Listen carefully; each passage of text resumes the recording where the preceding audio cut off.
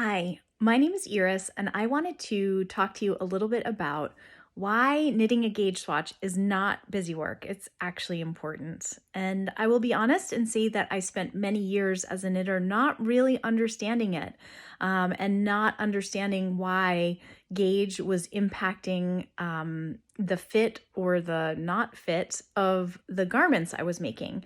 And, again, moment of honesty, I don't knit a gauge swatch for everything, especially if it doesn't have to have a specific size. I'm an experienced knitter enough to have a good guess, and like for a scarf or something, or some kind of like neck cozy, not a problem. But for hats, but for anything that's meant to fit a human body, I want to make sure that I'm making a garment that I'm satisfied with and that fits the person. And the only way to do it is with a gauge swatch.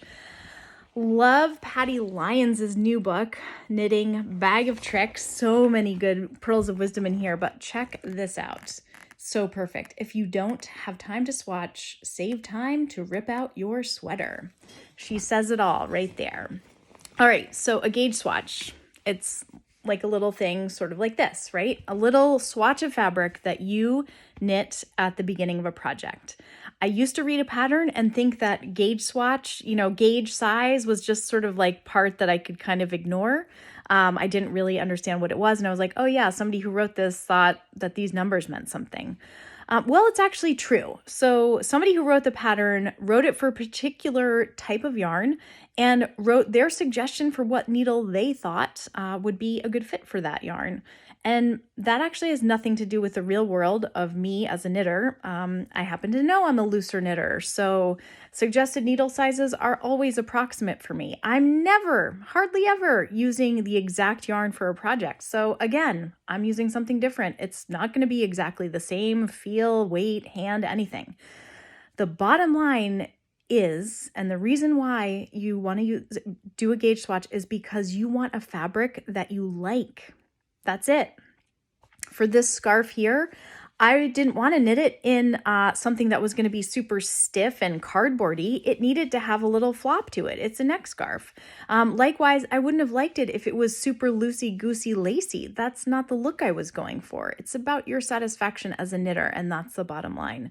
So when you read anything about gauge, know that it's pretend, and that, if you're hopefully finding a beautiful yarn that you love and working from there. And as long as that yarn isn't like wildly different than what the pattern is calling for, you're going to need a gauge swatch to help you use that ideal yarn to create a garment that fits you and that drapes the way that you want it to. So essentially, you're figuring out with this little swatch how many stitches per inch you are knitting, period. And the reason why that's important is because we are three-dimensional humans with physical forms that have shape. And so we need to figure out how our knitting is going to fit our shape. So don't get freaked out by the math, because this is actually math that's awesome. It's about math that makes sense. It's real world math. It's like my favorite math. I'm not like a math lover person, but this math makes super sense to me, right? Okay. So let's just use a hat, for example. I have a pretty reasonably sized adult head shape. I don't know, 21 or 22 inches around my circumference of my head. And so if I were to just take that, and we're not going to talk about ease and hats and negative ease, that's a different topic altogether. But if I'm using this nice, beautiful La Pampa, which is a chunky yarn, it's a beautiful merino. If I'm using La Pampa to make myself a gorgeous chunky hat, I'm going to knit my gauge swatch and measure how many stitches per inch am I getting in this yarn. Turns out I'm getting 3. And so if I know that I'm knitting for a head size that's 21 inches around, that's going to be 3 times 21 equals 63, right? It's not hard math. And so when you're working with a more complex pattern, you might have to do a little thinking, because I don't know about you, but I never have a size that falls within the exact sizes that I want in a knitting pattern, let's say for a sweater. So you might have to take this general concept that I just gave you with the head and the swatch and the circumference.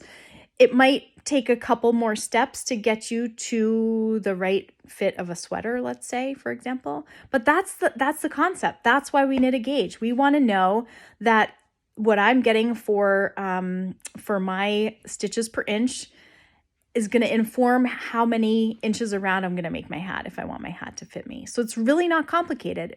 And it sometimes can feel like you just want to get into your knitting project, and we've all had that excitement. I certainly have, where you're just like, oh, well, let me start. Like, I don't want to waste my time on this thing. And it's so key when you're making something to fit yourself to just slow down for a minute, get to know your yarn. It's kind of a way of like having a little date night with your yarn. You get to like try it out. And you know what? Here's a tip. When you're swatching, making a swatch, I'll usually pick the size needle that I think might be good with the yarn. You know, I'll look at the yarn label, see what they have to say. And I'll start my swatch in that needle size, knit for a few inches, then I'll change my needle size. But before I do that, I'll put in a row of garter stitch on my swatch, and then I'll change the size, go up, go down, just for kicks. Sometimes even if I'm really like pretty much sure that this is a good size needle for the yarn, for the fabric I want, I still will change needle sizes when I'm doing something like a sweater where I'm investing a lot of money in yarn and a lot of time to make it. I want it to be right. So you could do that like 2 or 3 times just to be sure you've got a needle size that you like. You measure again, kind of compare, see what you like in fabric size, and you're off to the races. So that's a little mini lecture on why gauge swatches are not busy work and why it's worth doing one, especially when you're working on a big project to fit a real human shape or pet shape, I guess. Yeah.